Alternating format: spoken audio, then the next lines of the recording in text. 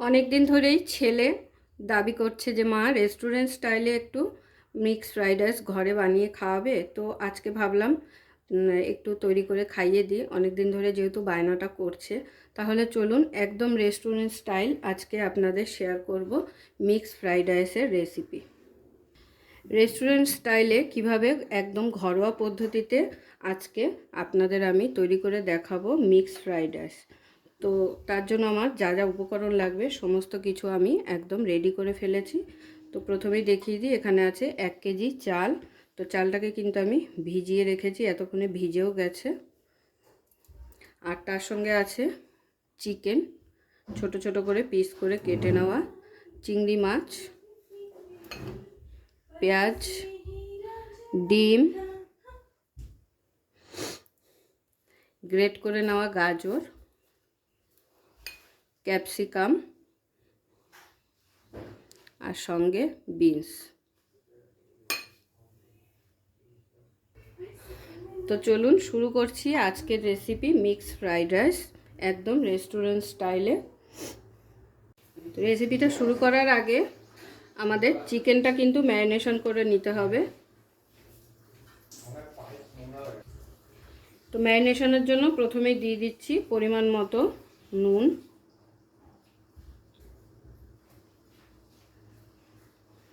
এরপর দিয়ে দেবো আদা বাটা, রসুন বাটা,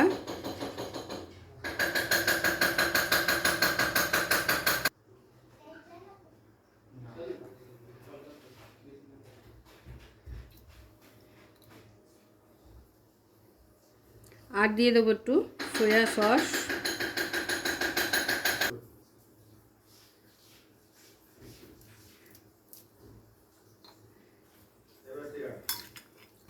তো চিকেনটা তো হয়ে গেল। এবার একইভাবে কিন্তু চিংড়ি মাছটাকেও আমাদের ম্যারিনেট করে নিতে হবে। তো চিংড়ি মাছের পরিমাণ অনুযায়ী দিয়ে দিলাম নুন, সামান্য একটু আদা বাটা, সামান্য একটু রসুন বাটা,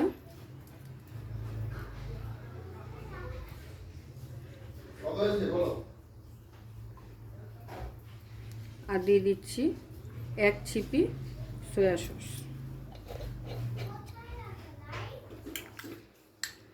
তো ম্যারিনেশন করা হয়ে গেল। এবারে সমস্ত কিছু কিন্তু আমাদের আগে ভেজে নিতে হবে খুব ভালো করে। তো এবারে প্রথমে আমাদের সমস্ত কিছু কিন্তু একটু হালকা করে ভেজে নিতে হবে, যেমন গাজর, ক্যাপসিকাম, বিনস এগুলোকে। তারপরে কিন্তু রেসিপিটা শুরু করা যাবে। খুবই অল্প উপকরণ আর একদম ঘরোয়া পদ্ধতিতে কিন্তু আজকে আমি আপনাদের করে দেখানোর চেষ্টা করছি, কিন্তু স্বাদ রেস্টুরেন্টের মতোই পাবেন।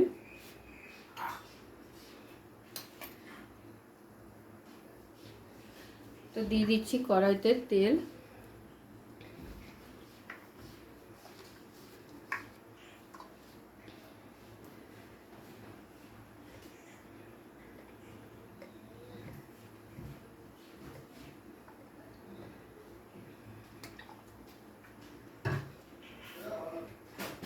তো এগুলো ভাজতে ভাজতে কিন্তু আমাদের রাইসটাও রেডি করে নিতে হবে। তার জন্য কিন্তু পাশে আমি রাইসটা বসিয়ে দেবো।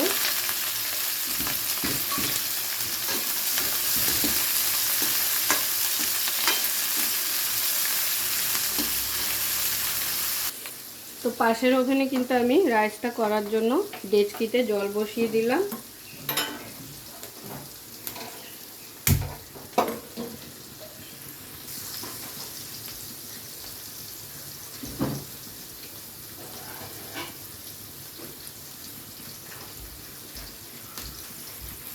জলটাকে এবার দিয়ে দেবো ঢাকনা চাপা। জলটা গরম হলে কিন্তু তারপরে রাইসটা এর মধ্যে দিয়ে দেবো। আর এদিকে কিন্তু আমার ক্যাপসিকাম ভেজে নেওয়া হয়ে গেছে। ক্যাপসিকামটা এবার আমি একটা প্লেটে তুলে নেব।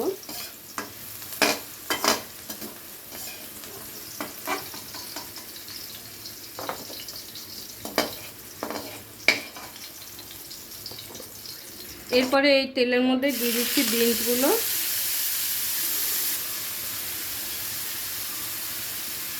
আর সমস্ত কিছু কিন্তু সামান্য পরিমাণে একটু নুন দিয়ে ভেজে নিচ্ছি। তো বিনসটাও কিন্তু আমার ভেজে নেওয়া হয়ে গেল। এবারে বিনসটাকেও আমি তুলে নিচ্ছি। এবারে দিয়ে দেবো গাজরগুলো। সমস্ত কিছু কিন্তু এইভাবে আলাদা আলাদা করে ভেজে নিলে একটু ভালো হয়। এটা একটু সময়টা বেশি লাগবে, কিন্তু ভালো হবে জিনিসটা তাতে।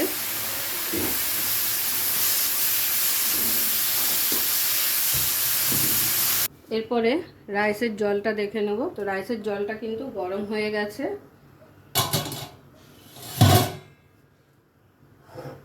এবারে রাইসগুলো এই জলের মধ্যে দিয়ে দেবো। রাইসটা কিন্তু আমি আগে থাকতেই ভিজিয়ে রেখেছিলাম।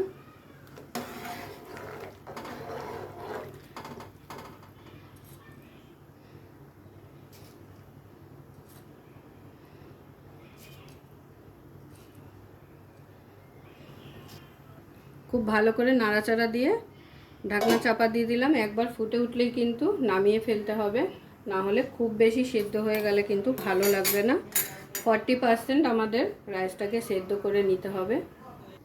এরপরে কিন্তু ডিমগুলোকে আমাদের ভেজে নিতে হবে। তার আগে ডিমগুলোকে ফাটিয়ে খুব ভালো করে নুন মাখিয়ে নেব। দিয়ে দিচ্ছি সামান্য একটু লবণ, দিয়ে খুব ভালো করে ফেটিয়ে নেব।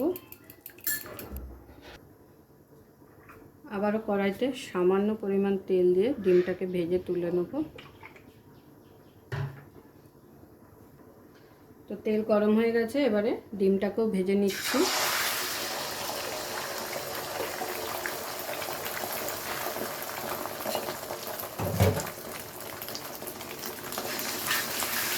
ডিমটাও ভেজে নেওয়া হয়ে গেল। এবারে ডিমটাকেও তুলে নেব একটা পাত্রে।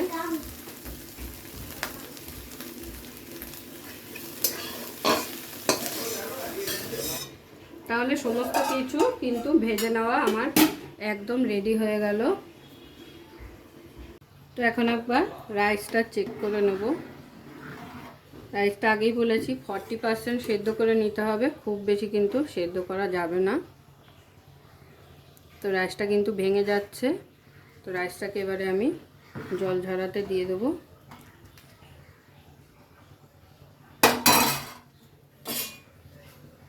তো এখানে একটা ঝুড়ি নিয়ে নিয়েছি। এই ঝুড়ির মধ্যে এবারে রাইসটাকে আমি ঢেলে দেবো।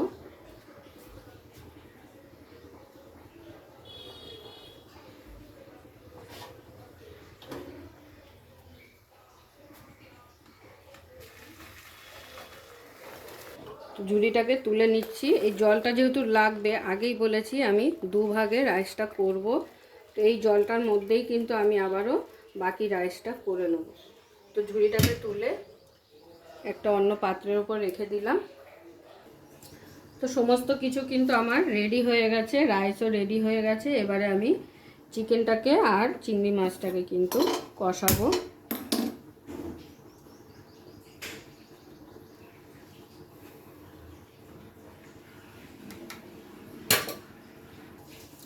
তো চিকেন আর চিংড়ি মাছটা কষানোর আগে আমি পেঁয়াজটা ভাজতে ভুলে গেছিলাম।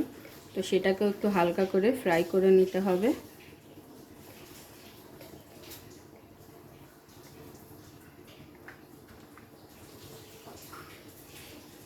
পেঁয়াজগুলো ঠিক এইভাবে বড় বড় করে কেটে নিয়েছিলাম। পেঁয়াজটাকেও কিন্তু একটু হালকা করে ভেজে নেব। গরম হয়ে গেছে, তেলের মধ্যে দিয়ে দিচ্ছি পেঁয়াজগুলো। এরপরে আবারও একটু তেল অ্যাড করে নিচ্ছি।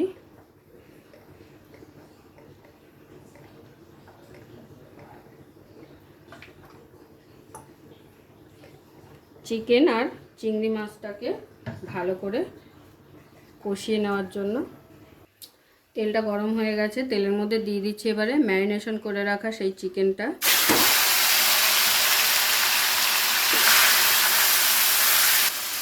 চিকেনটাকে কিন্তু খুব ভালো করে কষিয়ে প্রায় 80% একটু সেদ্ধ করে নিতে হবে।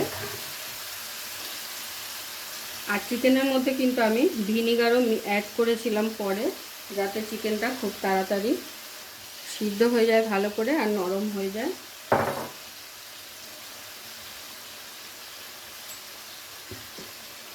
ঝালের জন্য দিয়ে দিচ্ছি কাঁচা লঙ্কা বাটা। আপনারা চাইলে ম্যারিনেশনের সময়ও মাখিয়ে রাখতে পারেন।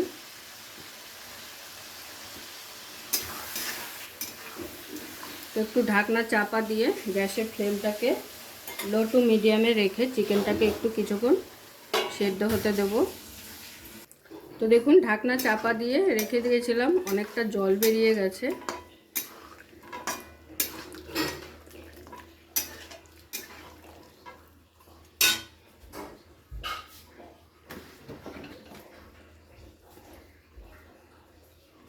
দিয়ে দিচ্ছি সামান্য একটু পরিমাণ হলুদ গুঁড়ো।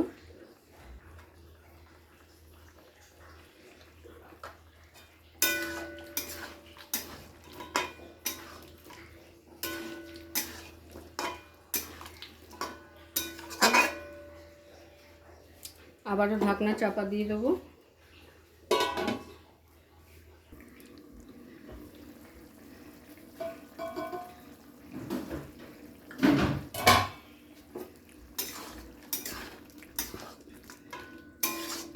তো চিকেনটাকে কিন্তু একটু এরকম সময় নিয়ে ঢাকনা চাপা দিয়ে দিয়ে রান্নাটা করে নিতে হবে, যাতে চিকেনগুলো একটু ভালো করে সেদ্ধ হয়ে যায়, নাহলে কিন্তু খেতে ভালো লাগবে না।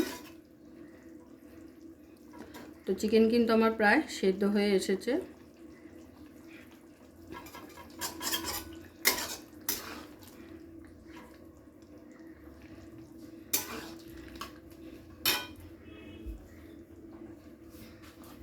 একটু রঙের জন্য দিয়ে দিচ্ছি কাশ্মীরি লঙ্কা গুঁড়ো।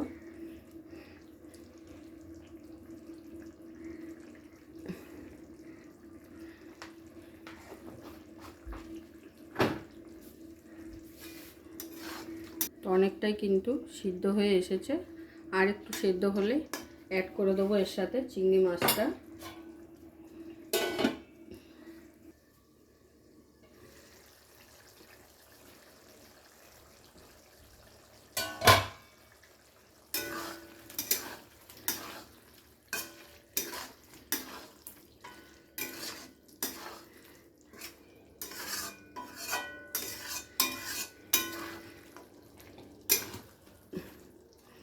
তো চিকেনটা আবার একবার চেক করে নিচ্ছি।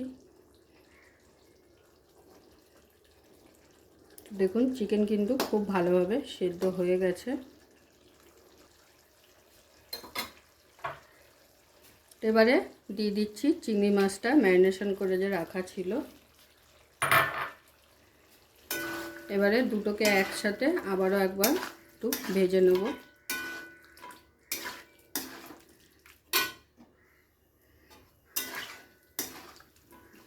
এই সময় গ্যাসের ফ্লেমটাকে কিন্তু হাইতে করে দিলাম, যেহেতু আমার চিকেন সিদ্ধ হয়ে গেছে অলরেডি।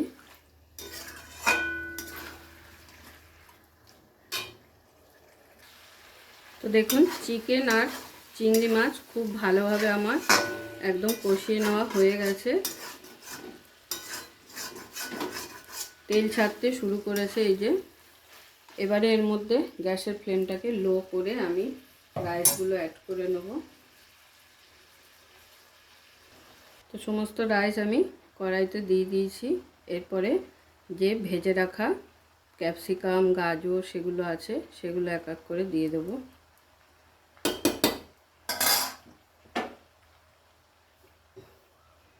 প্রথমে দিয়ে দিচ্ছি পেঁয়াজটা।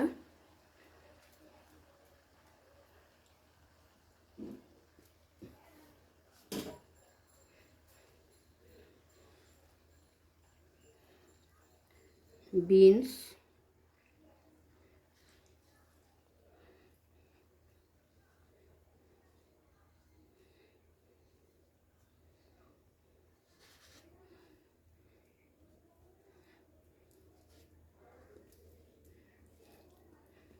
ক্যাপসিকাম,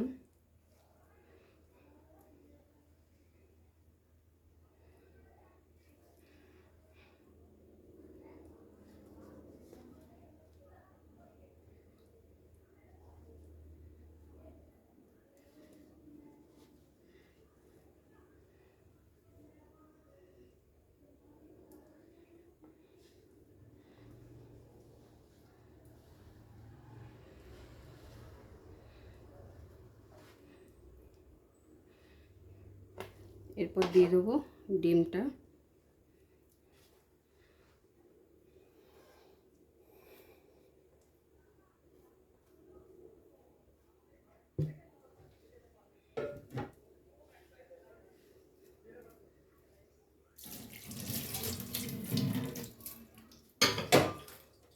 এরপর সমস্ত কিছুকে একসাথে একটু নাড়া দিয়ে মিশিয়ে নিতে হবে।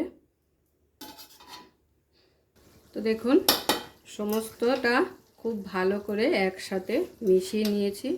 তো দেখতেই পেলেন কত সহজে একদম ঘরোয়া পদ্ধতিতে কিন্তু এইভাবে ঘরেই তৈরি করে ফেলতে পারেন restaurant style mix fried rice.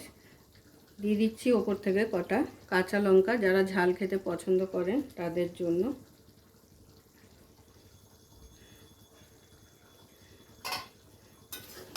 কাঁচা লঙ্কাটা দিয়ে আবার একবার খুব ভালো করে মিশিয়ে নিচ্ছি।